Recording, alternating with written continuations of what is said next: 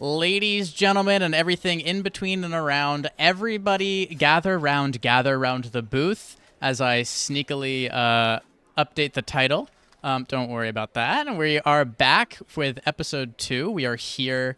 We're very excited to be back in the little Denny's. We took some vacations. We took some time off. We're like self-care and mental health days and all that kind of stuff. But we're back. We're better than ever, and we are really looking forward to giving you guys a good show today. We've got a lot to get through, so I'll bring us over into the content in just a second. The big stuff. So we're going to go over the current standings as of week 6, or at least as of today. And we are going to go over economy and then commercial. Then maybe we'll have a little bit of something spicy in between. And then we have financial executive and CEO to go over. But before we jump into all of that fun little content for us, I'm going to go ahead around the general cast of my booth, my analysts, whom I am delighted to host time and time again and would do so every time. Les Force, how are you doing today? Tell us what's good.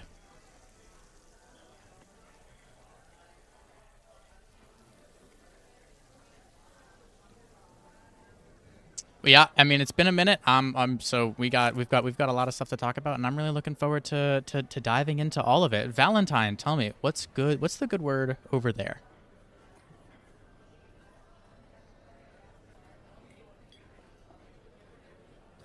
Apparently nobody can hear anybody but me. Give me a second. I'm glad that I asked. What the hell is happening here? Why? Why? Speaking to the voices. Happens.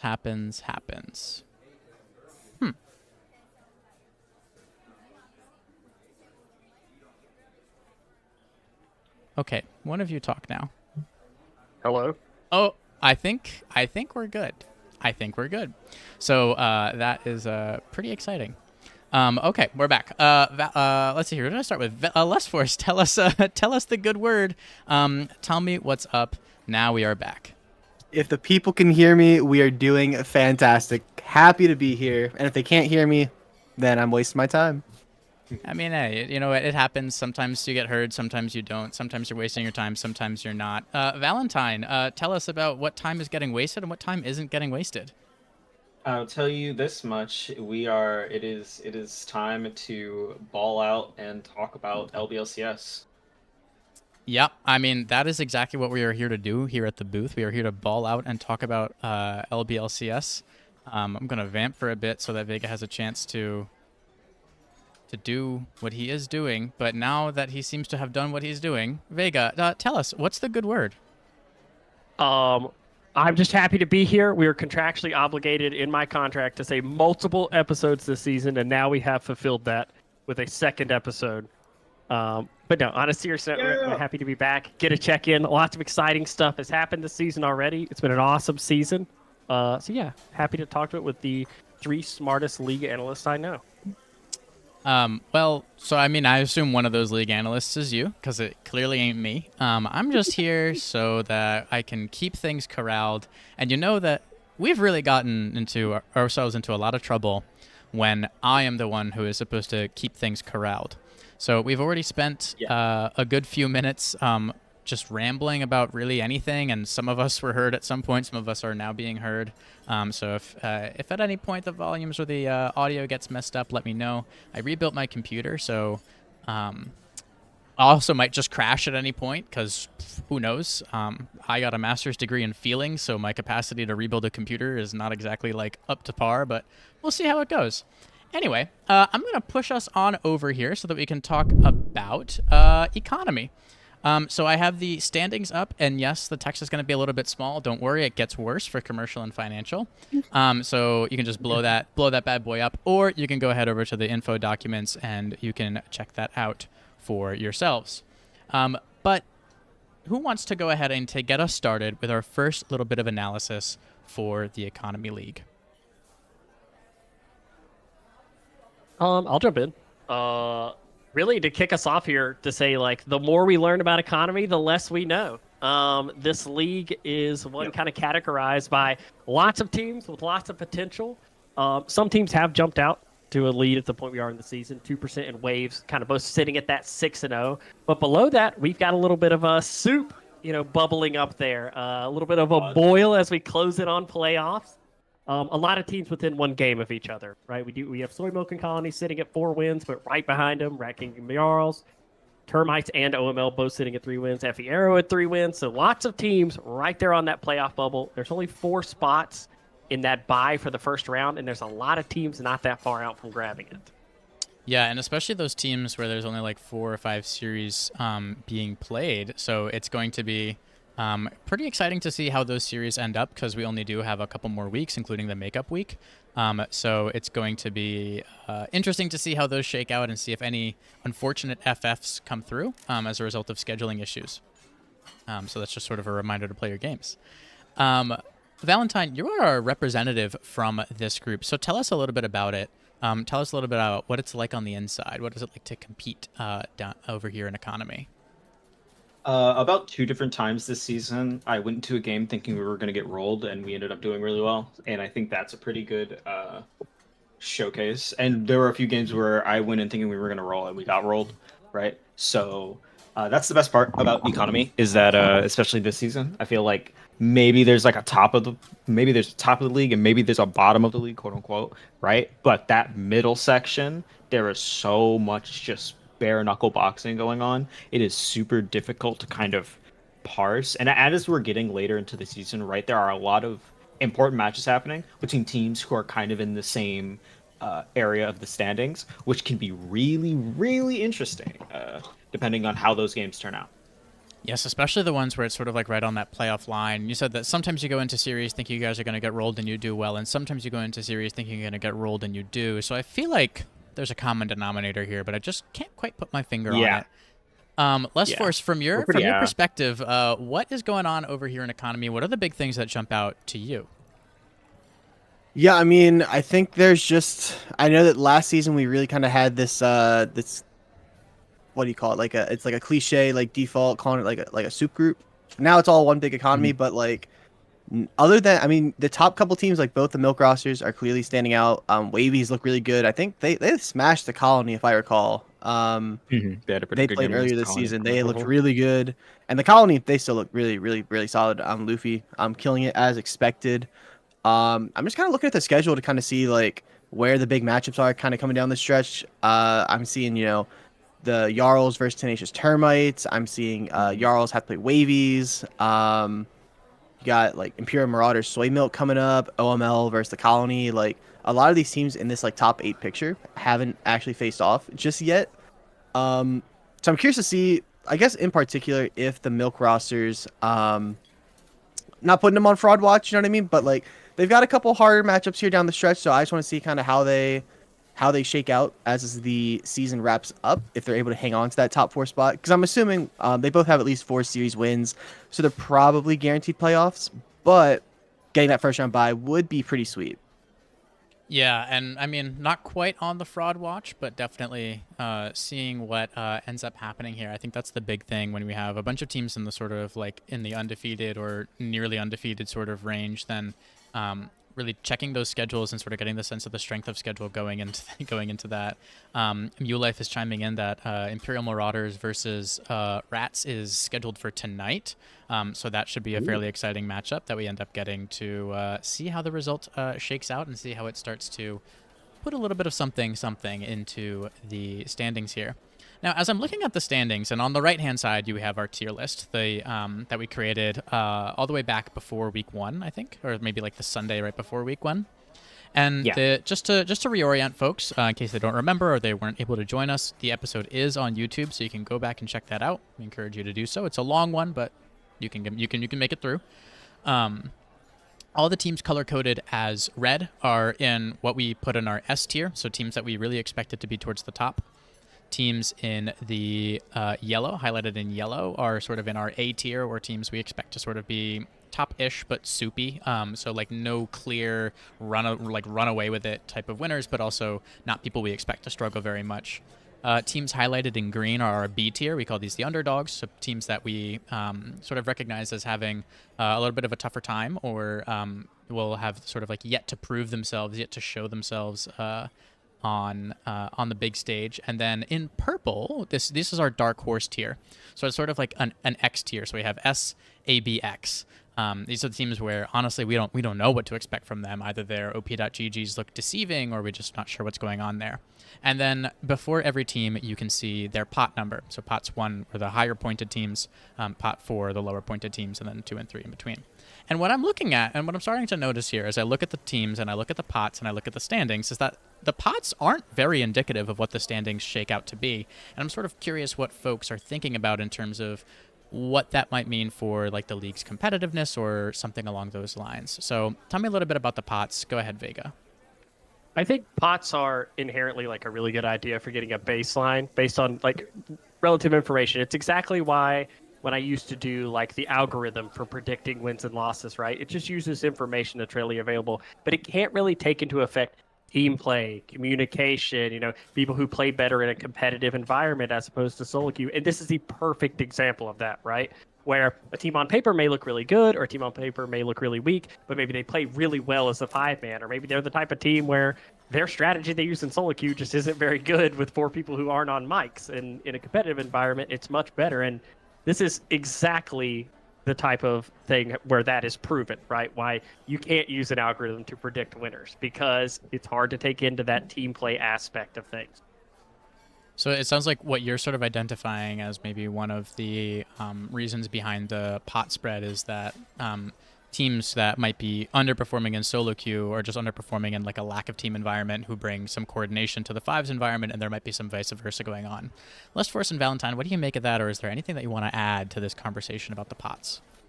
No, I mean, I think Vega summed it up pretty well. I don't have anything else to add. I think one of the big thing about pots is that, right, it cannot, I think, because this season, at least in economy, right, I think pots, you can say pots gives you a general idea, right? Pot 1 teams are all solid for the most part.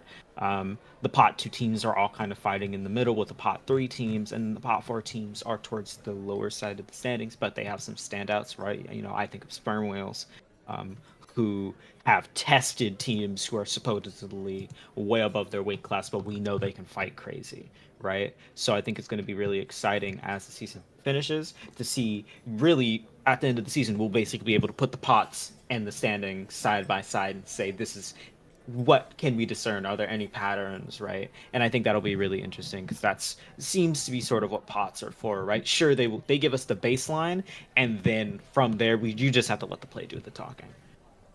Yeah, so I'm curious if there's any teams that really stand out. So Valentine, you mentioned the Sperm Whales. I wonder if there's any other teams that sort of stand out as either under or overperformers in this instance, or just teams we didn't expect to make such a big showing for themselves. Soy Milk, right? 4 games. 4 games played, 4-0, pot 3 team. Maybe you expected them to, more so be fighting for that playoff spot instead. They seem to be pretty secure, right? The window is closing quickly the slower you are in the standings, but 4 wins is mathematically enough to not be 13th, right? So it's going to be really interesting to see how the season ends and where they end up as the season, like once the season's closed, because they're in a really good spot now, basically confirmed for playoffs. I'm just interested to see how that goes for them from there. Absolutely. Lust Force, it looked like you were about to chime in there for a second. Yeah, I mean, I'm just kind of looking at this like this 8 to 11 range here. You got PC Aces, Val's team, Marauders, a lot of big names there. Arrow, that I guess have had a rebrand since we did the preseason show. They're trying to hold on to those last couple playoff spots, and then I guess like in that 13 spot, obviously well-known LVLCS entity Sammy Two Slap, currently first one's out. Former economy champion, so I'm curious to see if Sammy's able to clutch it up. Looking at their schedule, trying to see who they've got left to play this season. That is not the right tab. They've got FE Arrow and they've got PC Aces. So and Cloud 9 to 5. So on paper, they've gotten their harder matchups, quote unquote, out of the way, and the teams that are left, they should be able to compete with, right? So I guess the pressure's on Mr. Sammy Two Slap. Yeah, and we'll start to see maybe that veteran status start to play a larger role as Sammy heads into these final few matches, and to see if he can help with his team clutch up into a playoff spot. Vega, any final thoughts on economy before we move on over to the big dogs over in commercial? No, I'm just curious at some of the matchups coming up in the next few weeks. As we said, those top 4 spots are very alluring. Getting that first round bye, being able to watch who your opponent's going to be and get a matchup that you know where you're going to be the higher seeded team coming in is going to be really important. And that matters also for the 5 through 12. Getting yourself into the top half of that so you get a matchup with a theoretically lower seeded team, a weaker team, it's going to be massive. So every win right now for the next few weeks counts. Yeah, absolutely. We're like week 6 is sort of really that crunch time where, especially when there's usually a match that's gotten pushed, so people usually have 2 to 3 matches left to play, and so that can make the difference because that's like half your season. Before I push this over to commercial, I just want to shout out Slimefather and 1/16th for dropping follows, and Pickle Hater for cheering with 100 bits and saying Sejuani still OP? Last Force, is Sejuani still OP? It always is if it looks good. Always as if it looks good. Well, if you had Would a hard, would go you ahead. even say? Would you even say that Sejuani looks good here? Yeah, I mean, it just kind of depends on what the draft's looking like. You know, if it's like B1, like it probably looks pretty good. If it's like R5, probably looks pretty good. Anywhere in between yeah. looks pretty Can we good. add a disclaimer? Can we add a disclaimer that less forces Sejuani looks good at B1 and R5? Not every Sejuani looks good at B1 and R5. Yeah, I mean, would you be scared? Are you scared of like your team insta-locking Sejuani or something, Vega? Hey, yeah, I don't want anybody getting any ideas here. But speaking of ideas, Luffy dropping a 10 gifted subs, and Loki saying "Sigh, your poor wife." Luffy also saying Shaco looks good here. So sounds like we've got some contestment for the Sejuani looks good. Sejuani looks good here stuff. So for those 10 individuals who decided to join us on this lovely Sunday afternoon, either putting us in the background or while you clean or cook, meal prep, whatever you are doing on this lovely fine Sunday to get yourself ready for the best day of the week, which is Monday, you can gaslight yourself. That's a trick. So go ahead, enjoy those subs. Again, if you had a hard time reading the team names in economy, wait till you see this. And it doesn't get better in financial, but it does get better after that.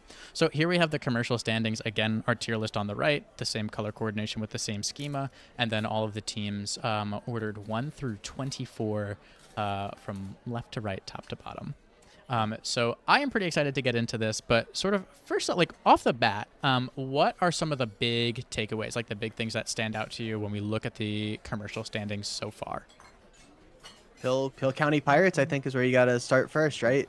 Pot 4 team. We had them in that third bracket, and they've killed it this season. 6-0. They've only dropped 1 game all season. They are looking really, really strong in a commercial league where I think there's a lot of teams that look really, really solid. I mean, yeah. This is we just finished talking about how pots may not be perfect, and well, Pill County Pirates pot 4. We had them in the underdog session, just absolutely fucking ripping the top off of commercial, right? No surprise there. Well, I mean, plenty of surprise there. No surprise that we're surprised, basically. Really interested to see how they finish out this season, right? They've only got 2 games left, but I'm really curious on what they look like in playoffs, really. Yeah. And then below Pill County Pirates and kind of team backflip, you've got a ton of teams that have dropped games. So you have kind of I'm going to say it again. You have a soup of teams where there are teams with good records, with winning records, but a lot of them are 2-1 wins, 1-2 losses, things like that, where there's the actual win percentage across games, across that, the spread is negligible between these teams. So it's really hard to get a baseline of who actually outside of the top 2 looks dominant right now, which makes playoffs insanely exciting, right? Because any of these matchups could potentially, so it's a 1-game swing between a lot of these teams. So I'm super excited about that. Not to mention that we've got 2 wins teams from 15th all the way down to 20th in the rankings. So the last couple playoff spots are insanely contested, to the point where a 2-1 win versus a 2-0 win could mean a lot come time for playoff seeding, because tiebreakers are going to matter a lot in this division. Yeah, so that's one of the things that's sort of standing out to me when I look at these standings, is that there's no buys for like the first rounders, and it's just a hard cutoff at the end there. So it's going to be it's going to be a round of 16 to start, which is a super exciting sort of March Madness adjacent bracket to take a look at. And Vega brings up the good point of like, this 2-1 versus 1-2 wins, like those are going to matter a lot, especially for the head-to-heads, which we tend to use as a tiebreaker. So I'm sort of curious, like, are there other teams, like we talked about Pill County Pirates, we talked a little bit about Team Backflip and their success in the absence of anybody else. So what are some other teams here that are just really either punching above their weight class, or just like we knew that they would do it and they are just stampeding across this league? That's tough, Jack. I knew that we would do it, and stampeding are two things that I would not describe the 3 through 24 after this. But there are some surprising teams that have been very good, and some that have been, right? I think TV Avalanche is a name people know. They're doing well. They're at 3-2 right now, but they're one of those perfect examples of like a bubble team, right? 3-2 right now, but still have a couple games to go, and there's teams really close to them. I think Fifth Spectrum right there at 2-3 is like right on the bubble of getting in. That's a team that very easily could win 1 or 2 games and lock themselves up a playoff spot. And we on the Nile River, 3-3, but I think a lot of people would think that team probably is dangerous. At 3-3, their record's a little bit misleading. Very easily could be a team you don't want to draw as a 15th, 16th, 14th seed down there. They can be very dangerous. So lots of teams in places where we might not think they would have been in preseason, but also there's a lot of good teams in commercial. There really are. There's so many recognizable names. I mean, like FBI they had a really strong start to the season. I think they just lost to Backflip, which not a bad loss whatsoever. The naughty question marks. I think one thing that I like, for better or worse, I like about that team. They're having some fun in their drafts, running some like Zillion Top and some other shenanigans. Rin, or formerly known as MXCI, up there. The Evokers, Angel seems to be playing pretty well. Like, there's so many teams in this middle that it feels to me that it's going to be like one of those hard playoff brackets where, like, even if you're the 3-4 seed going in, like, you're going against a good team at the bottom of the bracket, or quote unquote. So it's going to be like really, really tough once we get to playoffs to try to like distinguish, who's like going to shine amongst everybody. Yeah. Yeah. I mean, Go ahead, Val. Yeah.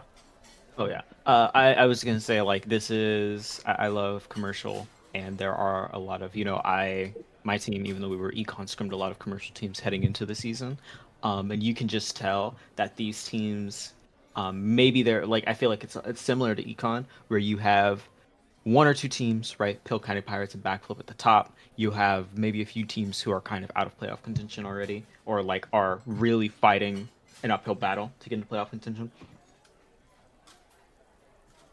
Yeah. And go ahead. so that middle, sorry, that burp.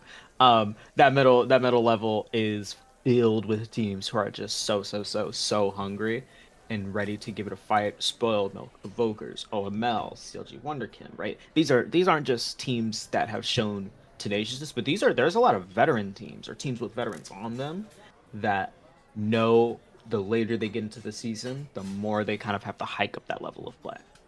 And the veterans are usually the ones that people expect to sort of bring that extra level of play there, especially like, if you've never played in a playoff series before, like, it can be a bit of a nerve-wracking experience, even for a league that is sort of in the casual competitive niche, like the low-budget LCS. But the stakes are higher, and if you're a playoff frequent, then being able to sort of have those nerves, it can make a difference. It can make a difference a little bit in lane, a little bit in game, and a little bit in the series too. One thing I'm also noticing is that there seems to be a pretty good spread of talent. In other words, when we're looking at all of these different teams and we're looking at sort of the pots and the standings and how things are going, there are certainly some teams that are standing out on either end of the in the tails of the distribution, if you will. However, Vega, you mentioned this soup, and I'm wondering if you could talk a little bit more about the sort of the evenness of the spread of this group, and then Valentine and Less Force, you guys can go ahead and chitty chat after that. Yeah, I mean, biggest thing is like from pretty much the 7th seed all the way down to 20th seed, they're separated by one series, right? So pretty much Mhm. no standing is safe here outside of maybe, Pill County Pirates and Backflip and Rat King Lords. They're all in pretty decent locked in position near the top. Um, but even like any of these middle of one week, we look at these standings again, it could be a totally different shuffle of teams in the playoffs. And even the teams that are near the bottom, like Kick It Squid, River Revolution, Naughty Dogs, these teams have a huge opportunity to play spoiler, right? Because dropping one series at this time of the season absolutely can blow up your season for yourself because there's going to be a lot of teams with a decent amount of wins that don't make it into that cut, right? There's going to be lots of 2, maybe even 3 win teams that don't get in off just tiebreakers and things like that. So right now, and I know we say this for every league, everyone always counts, but the amount of teams that are in that range of bubble team in the playoffs, bubble team out of the playoffs is huge. Yeah, Yeah. Valentine, less first. Anything you guys want to add to that? Yeah, and I mean, we're talking about, maybe coming back and looking in a week. Like, I'm looking at some of the games that are coming up. I mean, you got Backflip and Dogs at Bark. That's a massive matchup in that top 4 picture. This week you've got FBI, Fifth Spectrum. If we expect to see Fifth Spectrum in that playoff picture, which I certainly think they're good enough to do so, that's kind of a pretty, I don't want to say must win, but it's a really big game for them. You got TV Avalanche and Backflip the week after. You got CLG Old Man Land. 2 teams kind of in that middle-ish spot. Like, there's a lot of good matchups these last 2 weeks. And like Vegas said, I mean, the standings are probably going to look completely different in a week or two, because of just how close all of these teams are in terms of relative skill. And I'm curious. I'll be keeping an eye and see if any of these quote unquote bottom teams kind of play spoiler a little bit. Yeah, I think these spoiler candidates, is sort of on the lower end of they're enacting their revenge on their group by trying to play spoiler for one of the teams above them. Valentine, any thoughts that you have on these standings in commercial before we move over to the thing that I definitely did not spoil? uh, there are a few there are teams I'm keeping an eye on, right? Especially towards the bottom half of that top 16, right? Evokers, I think, has a lot of interesting stories. And they have the structure, and they have a little bit. They have the experience sprinkled in there. OML OG, right? CLG Wonderkind, We Own the Nile River, and even some teams who are just on the fringe, just outside, right? Cirques, if they make the playoffs, I think will be a team to watch. LPP Boys, absolutely a team to watch, if they make it into playoffs. Fifth Spectrum as well. They're all really kind of teams I'm keeping an eye on. I'm just curious to see how it goes because there's only 2 to 3 games left for most of these teams, but so much can change in that time. Absolutely, I think that it's a there's again these 2 to 3 matches that's a quarter to a third of the season, and that can end up being something where that's enough to send some teams from the top down to fighting for their lives down at the end of the playoff line, or teams that are just below that playoffs line pushing up and trying to hit some higher seeded areas. So I definitely didn't spoil the interesting stats with Val segment that we're going to do here. While I was testing everything today, I noticed that the Stinger sound was quite loud. So I'm going to give everybody about 10 seconds to turn their volume down because I'm not going to not do the Stinger, obviously. So you have about 10 seconds. You have 10, 9, 8, 7, 6, 5, 4, 3, 2, okay, whatever. Bing. I have them streamed. Okay, you can bring your volumes back up. So don't worry about all of that. Here we have interesting stats with Val. This is a segment that we like to call interesting stats with Val because Val gives us interesting stats. And since Val's presenting it and Val's presenting interesting stats, we titled it Interesting Stats with Val. I know that it's a little complicated, but I'm sure you guys can get there on your own. Stinger was muted. Fucking lovely. That's exactly what I wanted to do. Planned. That was planned. I sure. mean, but Val's gonna present this and tell me when to advance the slide. Gotcha. Beth, welcome. Interesting Stats with Val, where I talk about interesting stats because the stats are interesting. This is the segment happens maybe once or twice a season. Maybe it'll happen for the rest of the season. Ooh, I don't know. So if we advance our slide, we start off with a fun one. God bless. We're starting off with shining a light on a few teams, a specific set of teams, actually, as we advance our slide once again. The milkmen, the milkers, the milky boys, And the um, milkers. I don't the know about milkers. You don't rock with that one. 2% soy, spoiled, and buttermilk have been running their respective leagues, right? 2% milk, 6-0, has kicked off 6-0. Soy milk is 4-0. Spoiled milk is 3-1, and buttermilk is also 6-0. And they all are atop the team stats. They have been absolutely dominating early into the season, and they have made LBLCS history as well. If you advance the slide, right? There have been many seasons of orgs playing in the LBLCS, and 4 games in, these Milk Boys have had the strongest start of any 4 teams from an org through the first 4 games. Right? 4-0 from 2% soy and buttermilk, topped off with a 3-1 from spoiled milk. That's 15-1 through the first 4 weeks, and that is kind of insane if you consider it, right? Consistency over this much, but this is coupled, right? They're not the first org to have a really strong first four games, right? Season 13 team volatility. Hey, I know a guy who played for those teams. Well, he didn't actually play for any of these teams.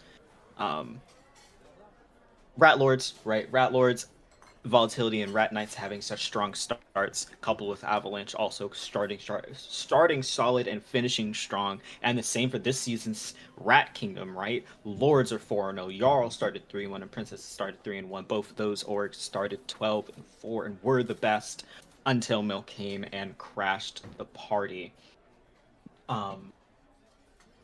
Oh, and for because it's mentioned in chat, Rat Milk is omitted because I wanted to take the the 4 teams is good numbers. It's easier to calculate with 4 teams, right? I just the math's better. All right, cut me some slack.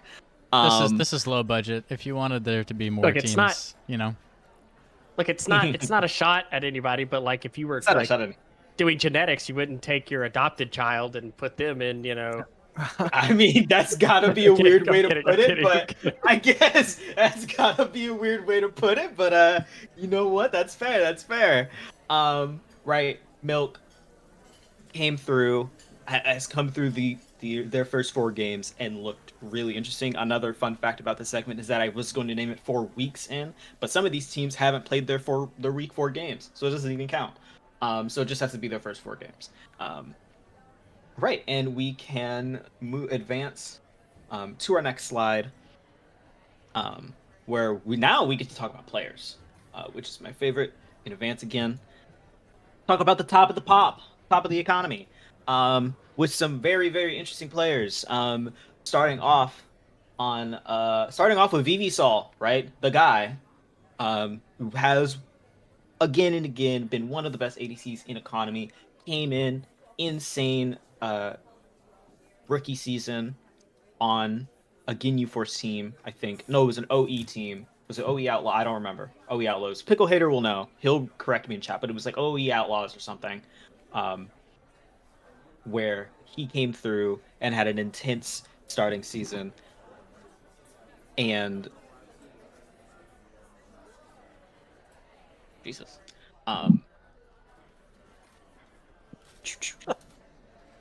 Jesus. Sorry, I got a million. Jesus.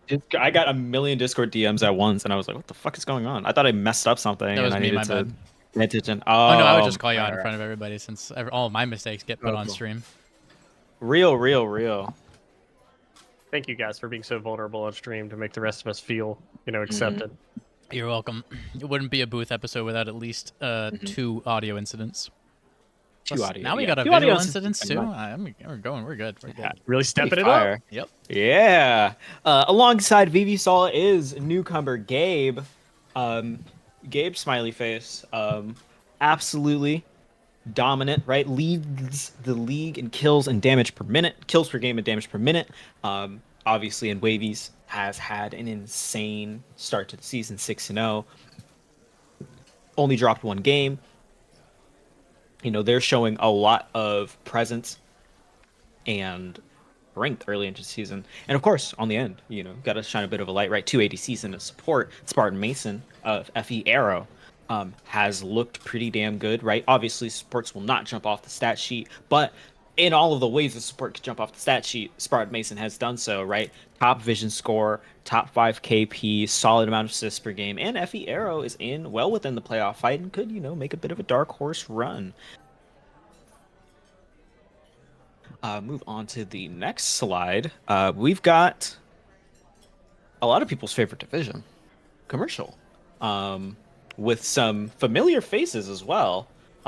Starting off on the far left, Makes, who is an LBLCS veteran, right? Played multiple seasons, won a championship back in season 5 with 200 years. Leads the league in CS per minute, second in damage per minute.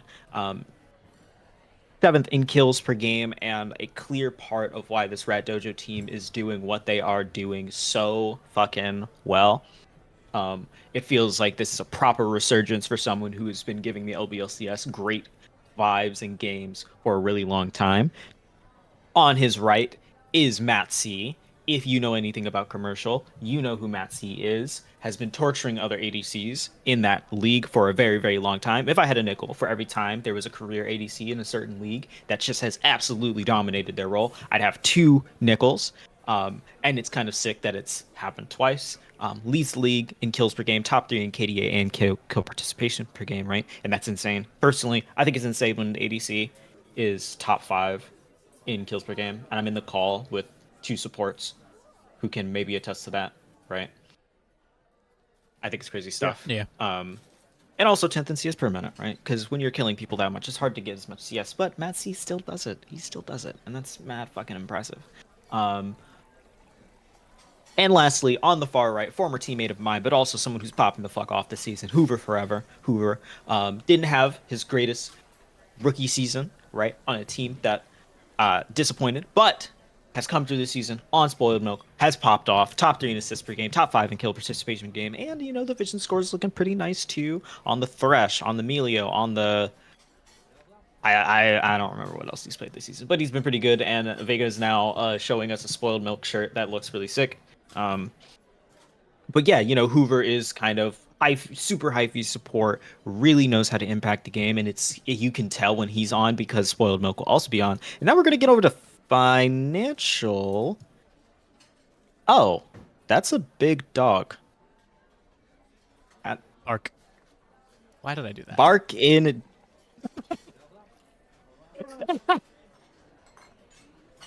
Let's talk about the Loam takeover. Sisters of the Loam have had an absolutely unbelievable first 5 games of the season.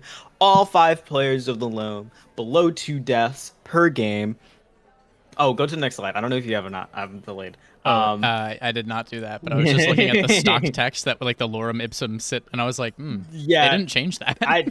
I didn't at all, not even a little bit. I meant to though, because I was a bit lazy and in a rush. But Sisters Alone, they don't really die. All of their players, all 5 of their starters, below 2 deaths per game, which also means all 5 of them are top 10 in KD. I think all of them are top 6, if I'm being more specific. Their ADC has been dominant, top 4 in KDA, obviously, top 4 in kills per game, 3rd in CS per game, number 2 in damage per minute. I'm not gonna try to say the name because I'm gonna tongue twist myself and fuck it up. Ascalabos. Ascalabos, dominant, probably one of the best ADC performances we've seen through the first 5 games, and it feels like we're gonna have to wait until playoffs to see them really get tested. But I'm excited for that, right? I am dead excited for it. I will have my eyes intent on this team, and obviously on the far right, Lunari also has been insane. First in KDA, second in KP, first in assists per game, on multiple different supports. Has been has a stranglehold on financial, and it's very interesting to see if anybody will test this team before playoffs start. That's a top 16 playoff, and it may take them a few rounds to get a worthy opponent. We'll see. And now we can move on to our next slide. Um, let's talk about executive ADCs. I was gonna cover. I was going through the players, and I was like, okay, there are a lot of good players in executive, but these three ADCs jumped out to me right away. Adjustment from Omega Gaming, first in KDA, first in kills per game, and good in all this other stuff. Right, with Princeton no longer on the roster, someone had to step up, and Adjustment was honestly, they won't tell you this, but Adjustment was arguably just as good as Princeton last season for Omega Gaming, just between you and me. So it's no surprise at all that has absolutely stepped up in his absence, right? And Omega Gaming has continued to be quite fucking good.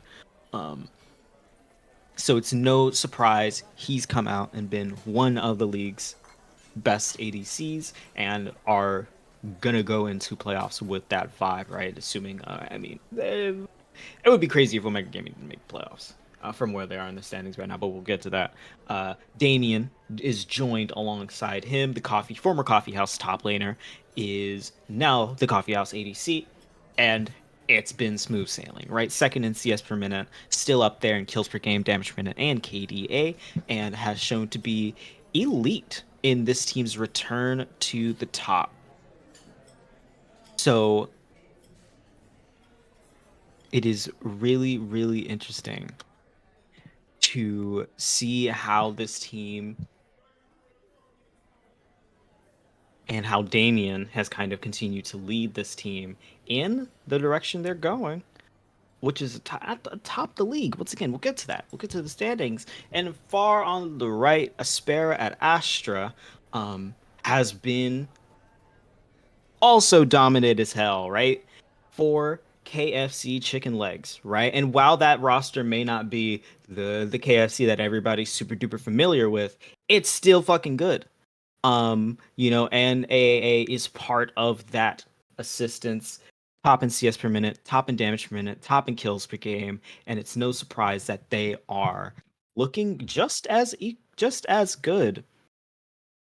So it's really, really interesting to see how they'll finish out the season. There's a lot of fun to be had there. And lastly, but certainly not least, we'll go to the CEOs of the LBLCS, where we've got our first on the far left here is Seer. I mean, if you know who Seer is, he's had a interesting season, right? Not in the position that anybody expected him to be in, and not on a team with the greatest record. But he's playing his third unique position. He is atop the league in KP kills per game and damage per minute as a jungler, which is something that is sort of unique across the LBLCS. That kind of had to be highlighted.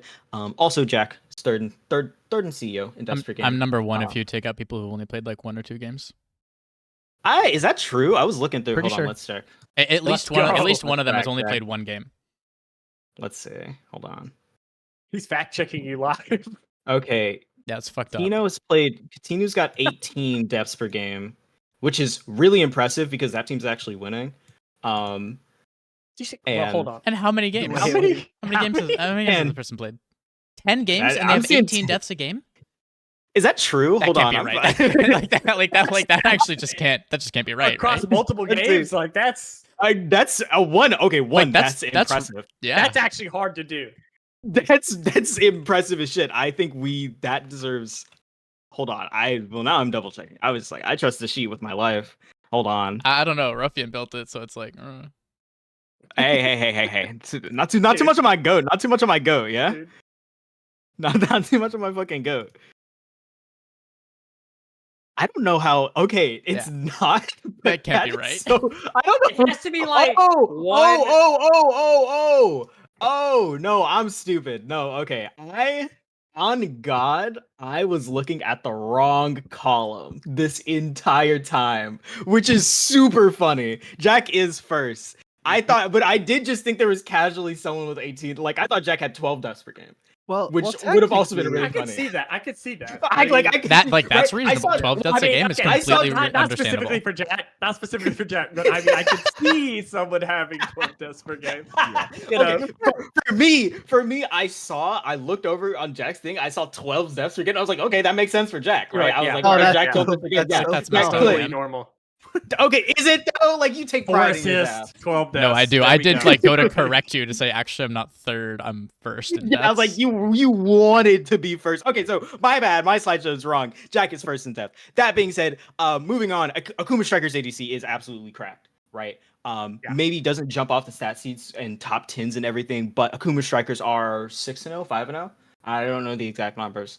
But have been 5-0 and have been very, very difficult to tie down. And it's one, it's a team effort, right? There are so many players on this team have solid stats where they need to have solid stats, like Chief, Fireflans, right? Just in that realm, having solid seasons. But obviously, that light gets to shine on the ADC when times get tough, right? When you need someone who needs to consistently be good for the team to play at their best.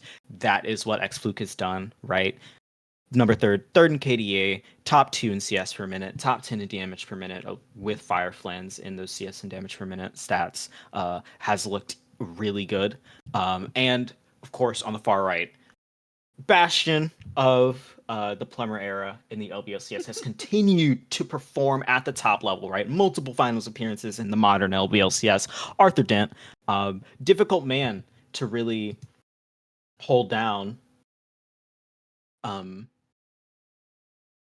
Top 5 in KDA, CS per minute, and damage per minute. And even though obviously Lane Zero, Eaters of Glue haven't played the most games, right? I think they've only got 3 games so far into the season. I don't think Arthur's performance will fall at all.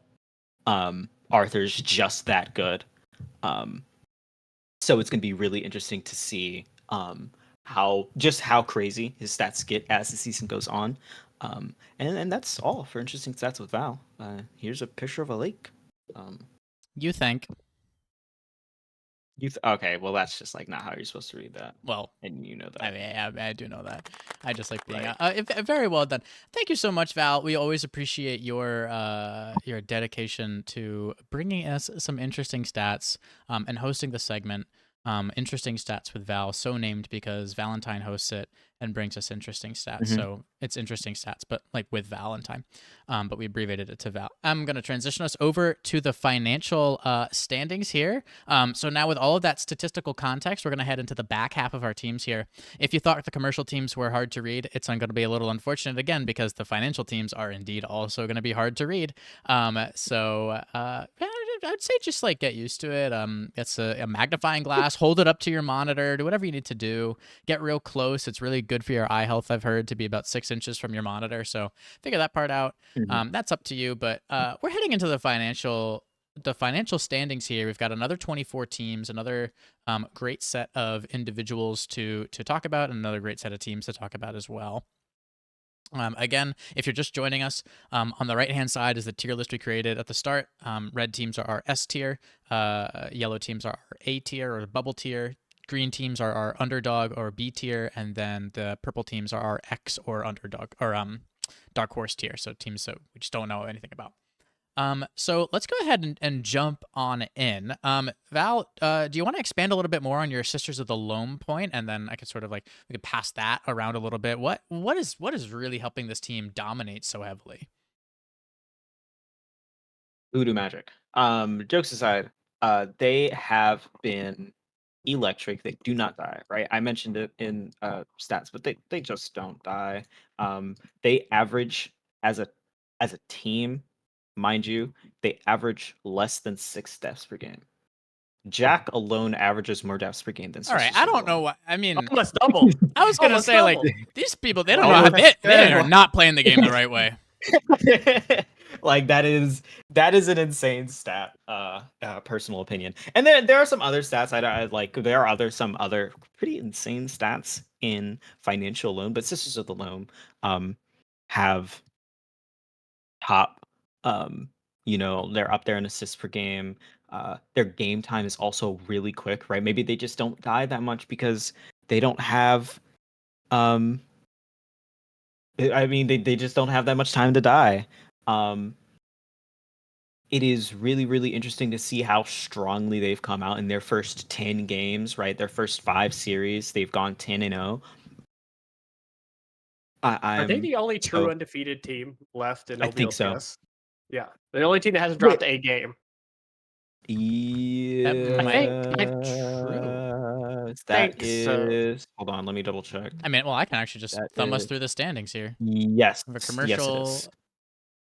Yep. Yes, it's true. Economy. Yep. Now, to be fair, We'll see. We'll check Actually- executive CEO. I have checked executive CEO. Coffee House is 4-1 with 4 losses, and then Akuma Strikers is 5-0 but with 2 losses. So Now, they're now the left.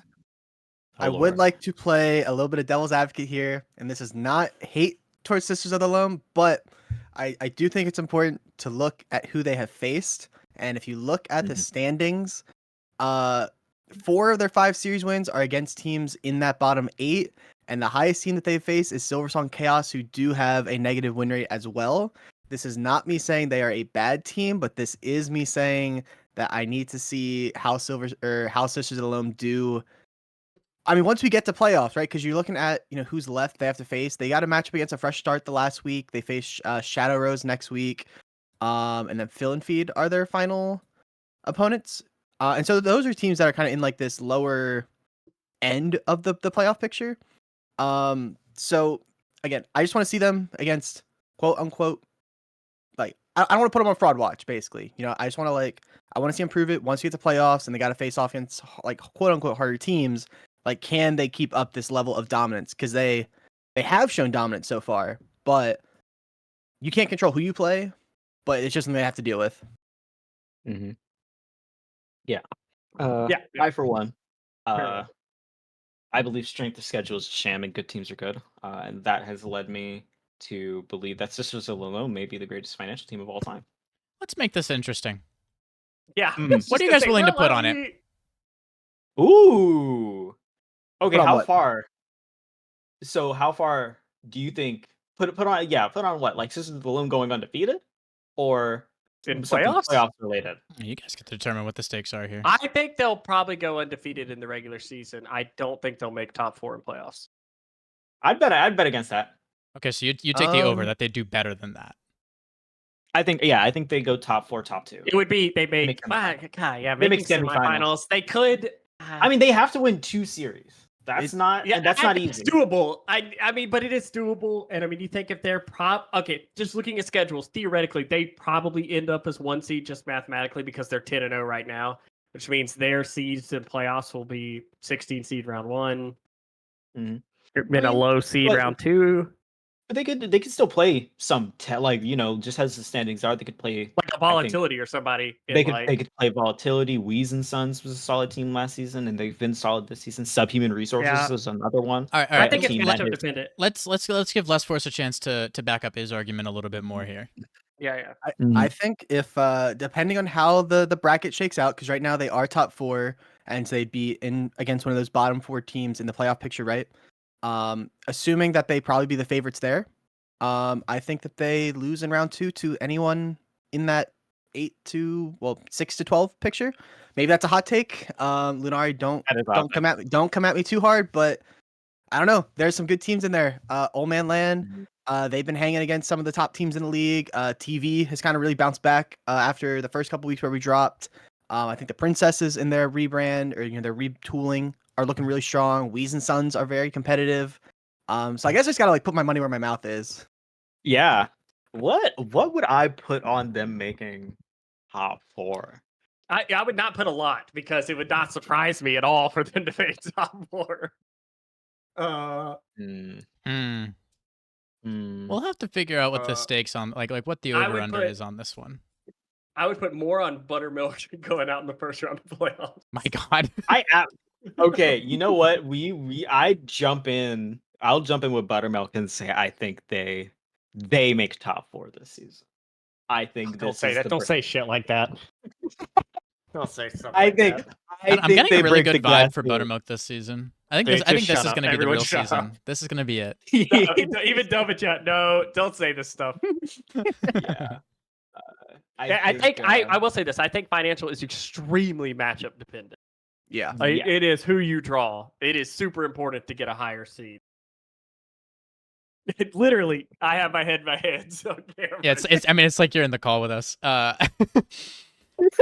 Yeah. So I mean, we'll have to see if we can put some stakes on this and make a bet or something where we can put some put a little make it a little bit interesting. I'll eat a spoonful of dirt if they make finals. A spoonful Oh. of dirt. A spoonful. I'm counting that. I'm writing that down in chat and penning it. What? Just do it. I mean, wait. Okay, this is a bad tangent, and I know we're not supposed to go on tangents here on the booth. But Hmm. have you guys ever seen? There's a video, and I implore everybody, even the chatters who are listening, I implore every chatter, to go watch it. Look up G-Bay eats a sock.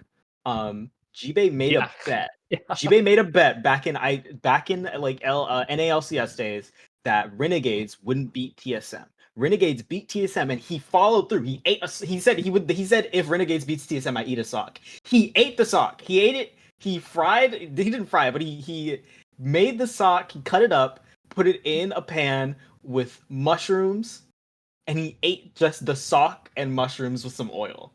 And that's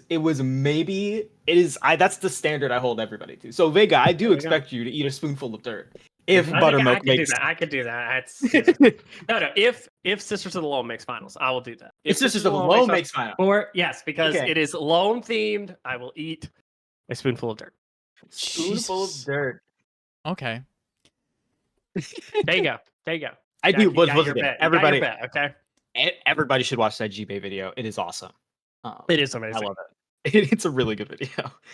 Well, that's going to be very interesting. I also want to give us a second to take a look at some of the other teams here in financial before we push on over to the biggest of our big dogs in executive and CEO.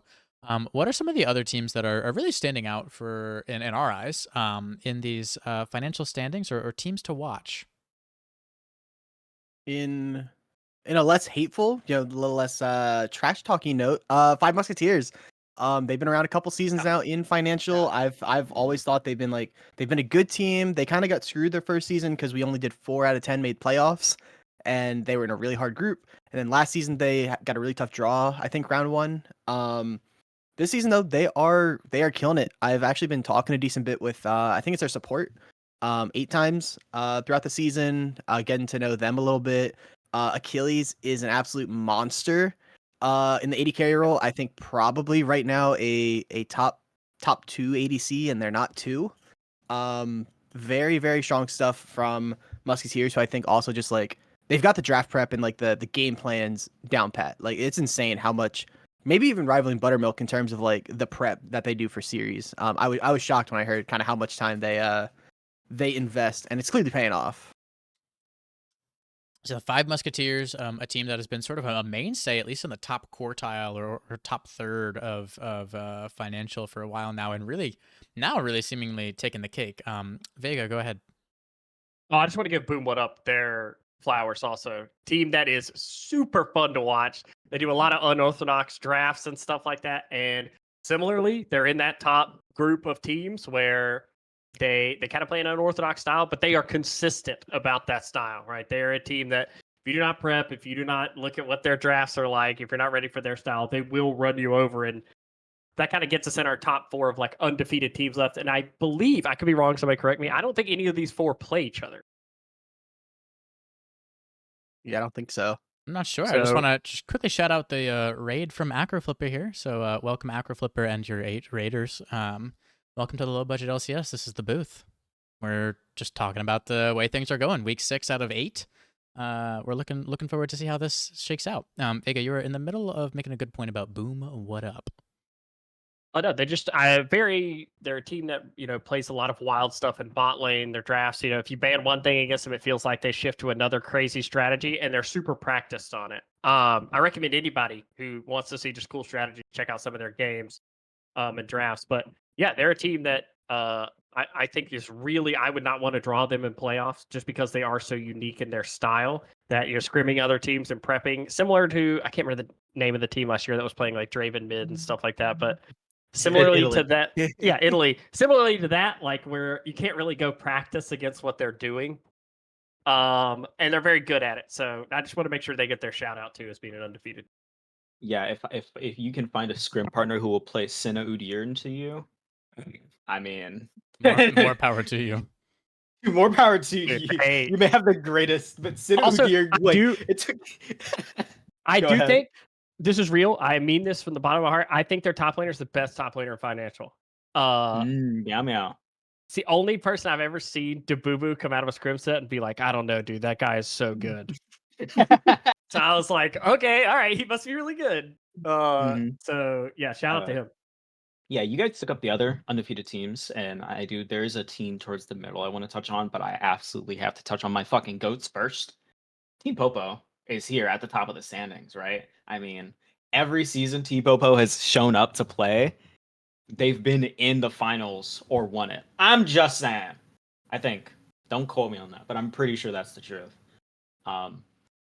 They are that good consistently. They are the LBLCS. You know, they're the LBLCS Classic, right? A 5 guys pulling up and putting together an elite season against other great teams.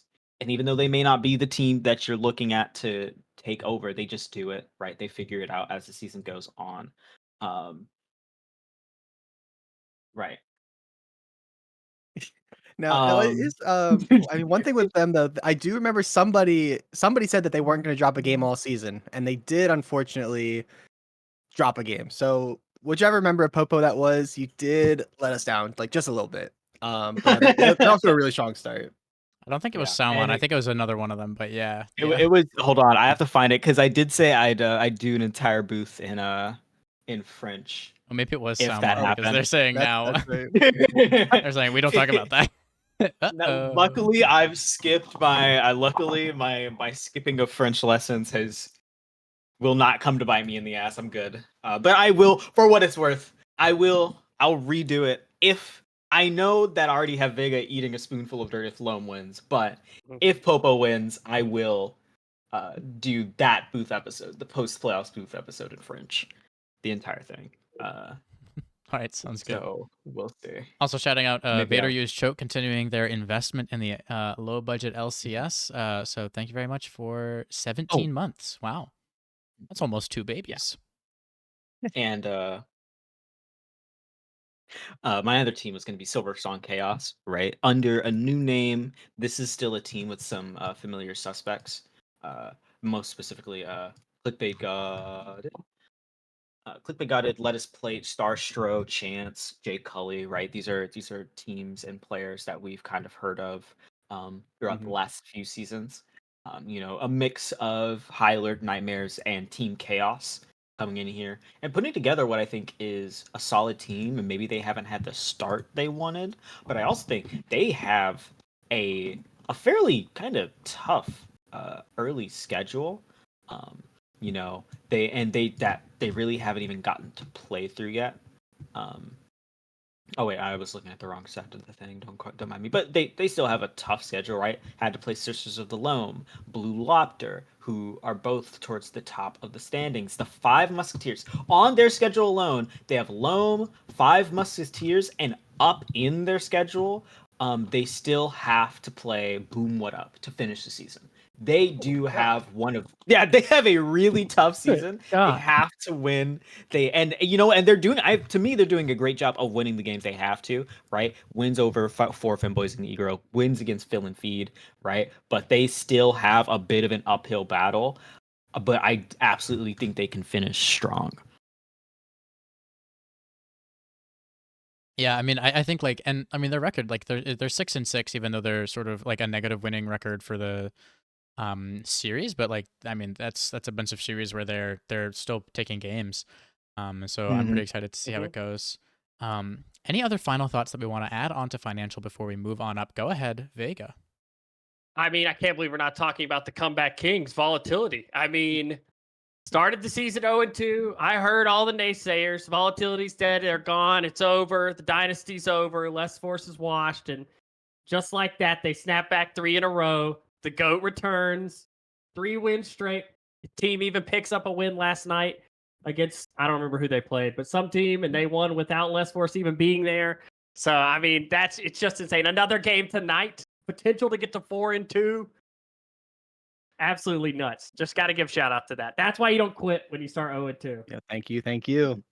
Yeah, gotta give our. I mean, it's a little bit of favoritism, but we're all about those personal relationships here at the LBLCS. So good job, Less Force. Well played. But There's your Would flowers. you, Thank you. would you perhaps, Vega? Would you perhaps say that like Team Volatility is letting the naysayers know? They're letting a naysayer know. Is that what that stands for? Yeah, that's what that stands for. That is such a deep cut, like reference.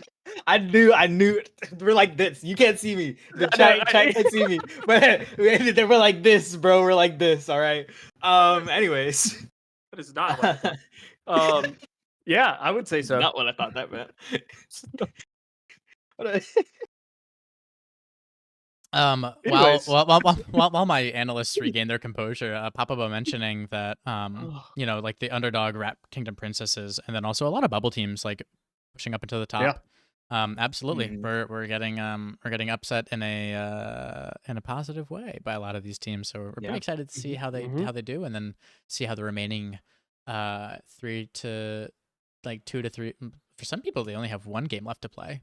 Wow. Commercial or financial, well done. Because 6-0, 6 if 6 series, right? That's 7. the They amount. have 8. There's 8 Oh, there's games. 8. There's Oh, 8 okay. games. I was There's like, 8 holy games. shit! What the fuck? Financial?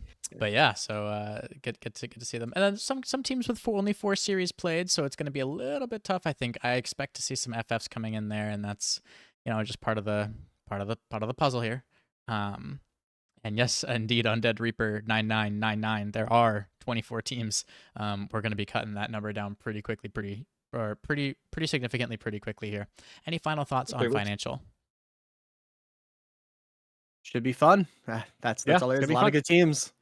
A lot of good teams. And the playoff bracket is going to be pretty interesting too. It's going to be the same one as commercial, I think, where like a round of 16. So it's going to be, or no, it'd be round. Is it round of 16 if there's 16 teams, or it's round of 8 because there's 8? Round of 16. Round of 16. Yeah, I know sports. If you've been squinting at your monitor for the past 30, 40 minutes to try to see the financial and commercial teams, squint no longer, my friends. Executive League with 8 teams in it, and then CEO after that with another 8 teams in it are going to be here, nice and large on your screen. And what better way to celebrate the sort of upper echelons of our competition here at the low budget LCS. These standings look pretty interesting. These standings look pretty good. Tell me a little bit about what jumps out at you in the executive standings here. Predator Zach of Big Dig Secret pointed it out. There's a bit of a rock paper scissors going on at the top of the standings, right? Big Dig Secret, who's 3-1, Coffee House, who's 4-1, and Omega Gaming, who's 4-2, are kind of in a tussle, right? Omega beat Big Dig, Big Dig beat Coffee House, and Coffee House beat Omega.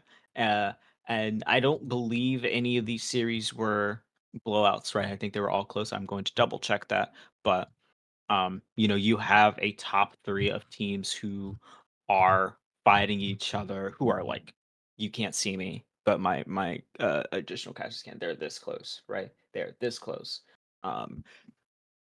You can imagine with your head what I'm talking about. All 3 great teams. It's going to be really interesting to see how they look come playoffs, because 2 of these teams will have to play each other before one of the others gets involved, which is really that means that 1 seed is all the more important. Yeah, and What the Bread has games to play, so there's still chances for a lot of shakeup in the standings here. It is top 6 make playoffs. And I believe top 2 get a bye correctly. So with how close it is, getting that bye is so important to be able to scout and see who you're playing against and see kind of playoff form on people. and top four are all within a series of each other. And like you said, it's such a rock paper scissors that on a different day, a different team could be the best team in executive. So Mhm. depending on how your schedule falls and who has who left on the schedule, could mean a lot. I mean, right now, a coffee house won the head to head to Omega, but like I said, there's literally a 1 game split between them as far as Mhm. overall record goes. So who knows what that means comes playoffs. Yeah, and I one of the another interesting thing is that this league has 7 games, right? Yeah. So Mhm. Coffee House is very close to kind of locking in that first seed, right? They don't even need to win their next 2 technically. If they win their next game, um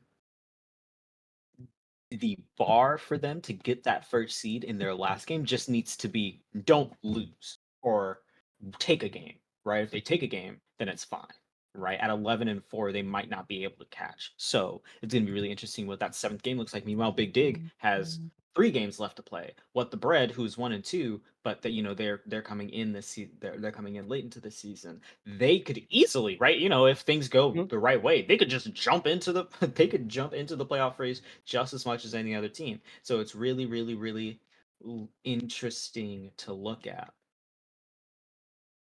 Yeah, I mean, who knows? Rat Mill could win 3 in a row and just make playoffs randomly. Who Mhm. knows?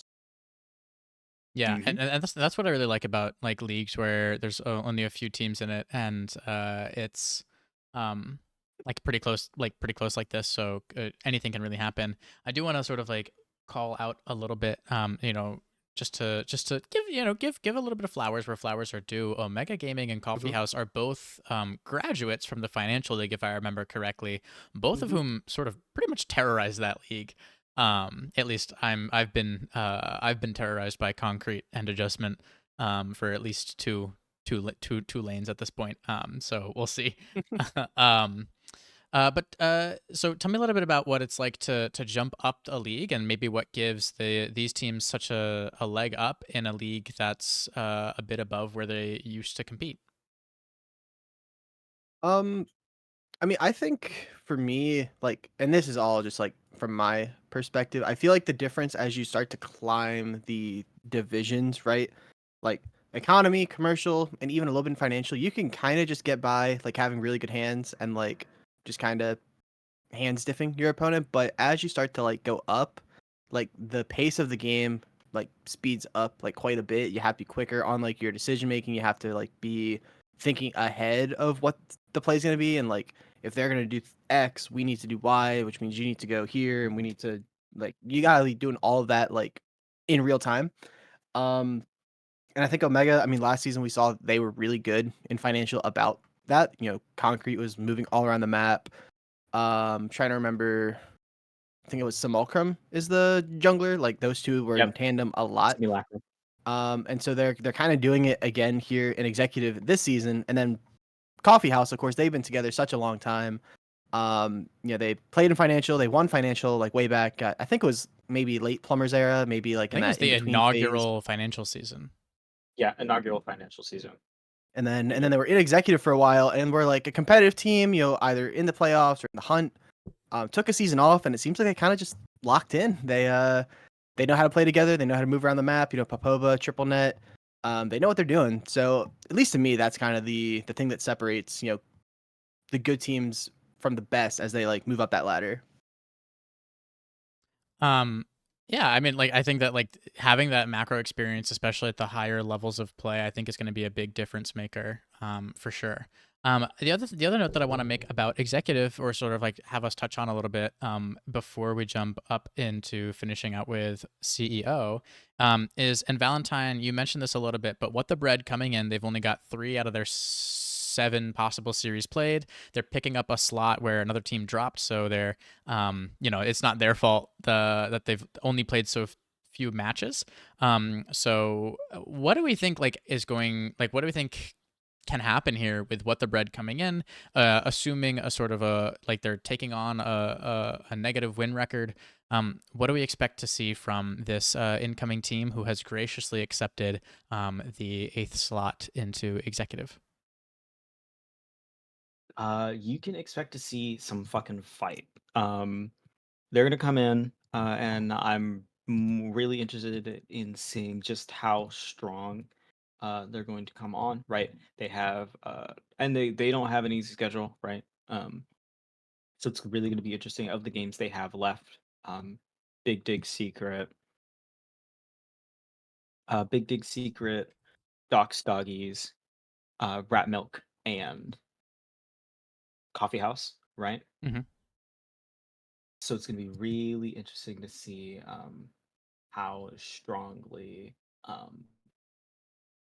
they kind of jump into this, right? Because I think if they come into it with the right footing, it's they'll be a scary team, right? Momentum is real, and momentum is very scary. If they can get a good motion going, right, in their first two games, it will be huge. Yeah, absolutely. So if they can start to get that ball rolling a little bit more. Let's Force Vega, anything you guys want to add to or commentary on the Executive League before we move on over to CEO? I'm keeping an eye out on Monkeys. I think that they every season they've played in financial, I thought they're a really strong team. And looking at their schedule, it's tough, but it's not impossible. They got to face Coffee House, Fried Chicken, and Doc's Doggies. So there is still very much a path for them to get into that top four and kind of avoid the round one. Well, I guess they have to play it anyway, but they could get the home field advantage, quote unquote. I think they're another team that kind of like plays really well as a unit, and they just maybe have had kind of a harder schedule here so far to start the season.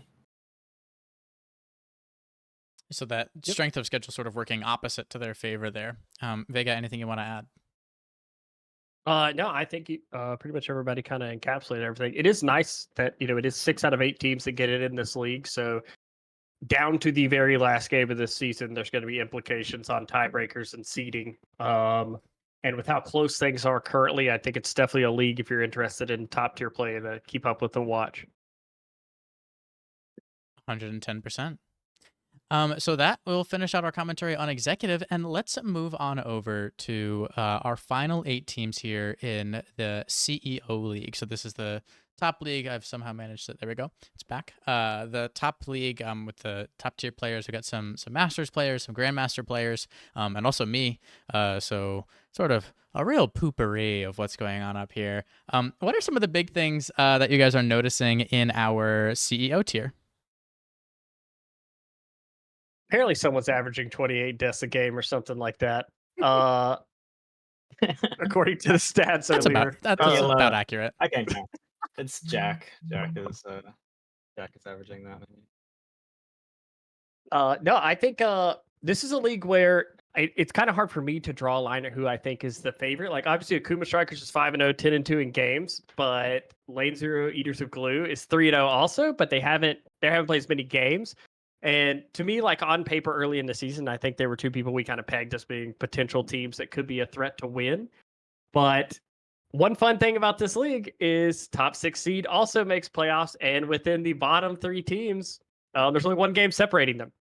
And Panther Corps hasn't played their 5th game yet, so technically, all 3 of those teams could be tied right now, with 1 playoff spot to get in. So I think similarly to Executive, this is an extremely fun league where, since there are so few teams and so many playoff spots, every single game counts. There is the reality where Panther Corps could pick up a win or 2 and then be that 6th seed in playoffs.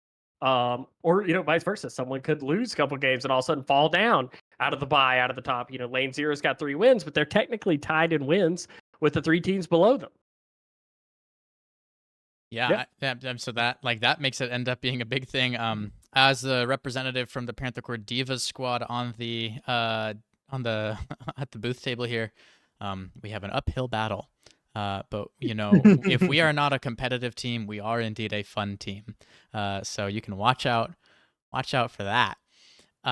Less First Valentine, anything you guys want? Anything from these CEO standings jump out to you, or anything about the league that you feel like is worth mentioning here in our final few minutes on the booth? Yeah, I'll bring up kind of talked about it a little bit before we went live, but Tuxedo Magnum, they're in 6th place, but if you actually go and look at their record, they have gone to 3 games in every series they lost. So they are they're kind of really unlucky in that sense. Like, if even like one or two of those games go differently, they're looking like a top 4 team, and we're talking about them as like, oh, this is a really, really strong team. And we still should be talking about them like as a strong team, just in terms of, the standings.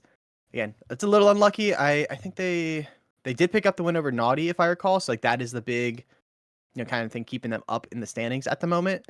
Um, so yeah, I think they should be pretty good. And then Rat Kingdom Emperors, they're also looking pretty tough. If you guys didn't watch the Emperors Owls Esports stream from Wednesday, not to like plug our streams, but like that was a really fun series. There was a Shaco Shaco jungle. There was a lot of fun stuff in CEO in that series.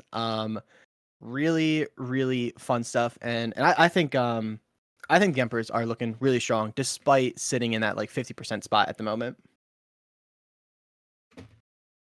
Yeah, I really again, like I enjoy the I enjoy the leagues with a little bit of shakiness to them. Just like not anything could happen in the last few weeks here. Valentine, anything that you think is worth adding here on to our commentary on the CEO League? Hmm.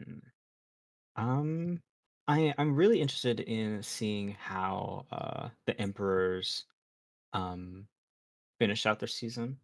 I feel like that is a lot of familiar faces. Um, um,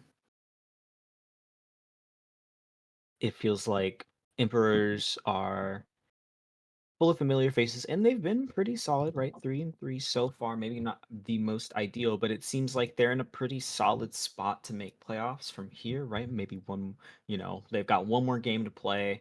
Um, and even if they lose it, I feel like they're still in a pretty solid position to make playoffs just because of how solid their game record is. Aside from that, KFC chicken legs, right, are technically one of the only teams to win a title in two different KFC, the franchise, right? One of the only teams to win a championship in multiple different leagues. Maybe looking to add a third one, right? Yes, maybe they're not under as many. They don't have the same uh, power on paper or like Akuma Strikers or the power of legacy like Lane Zero Edis of Glue, but they have Pearl King, and I'll say this much: I know there's some Earl King doubters on the booth. The guy is popping off right now. He's having maybe one of his best seasons uh, on an individual level, and it's going to be really interesting to see if that carries over. Yeah, I mean, like Yeah. I think we talked a little bit about this, like legacy versus just like raw LP strength. And that really sums up this matchup at the top here, the Lane Zero Eaters of Glue versus Akuma Strikers.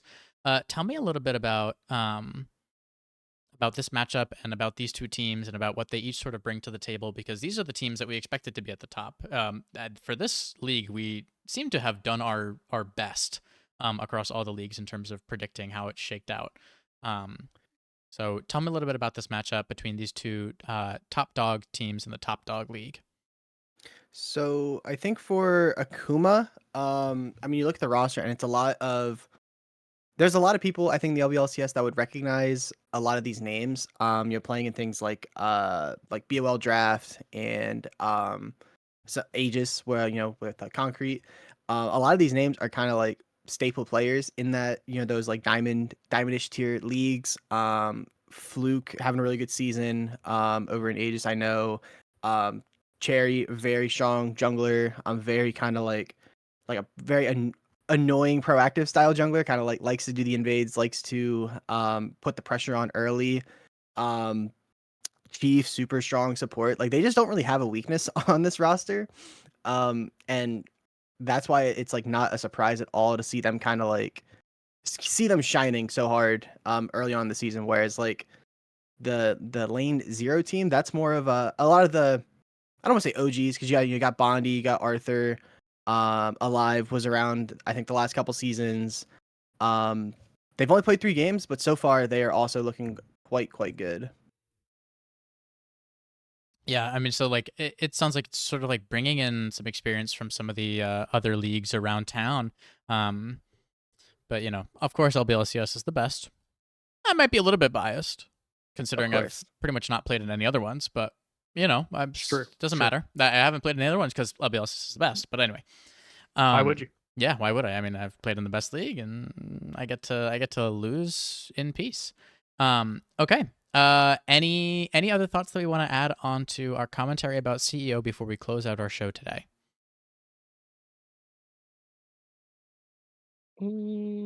I just want to again echo the craziness of Tuxedo Magnum's record that they have the same amount of game wins as Al Esports, and Al Esports are 3-2 with one extra series played.